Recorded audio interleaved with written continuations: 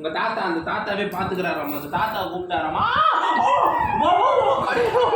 உண்மையாக கடிச்சிட்டாமா. நீ ஏன் அவன் டென்ஷன் ஆகுற மாதிரி எதுவும் பேசுற?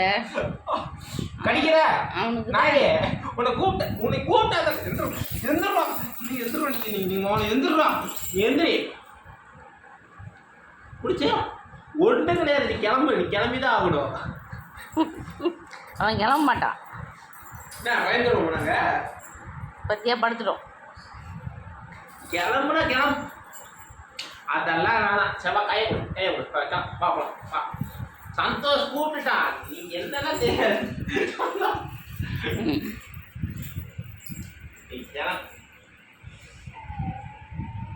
என்ன சவுண்டு? வரமாட்டியா? வரமாட்ட. நீ கிளம்பு. எந்திரிக்காத கிளம்பு.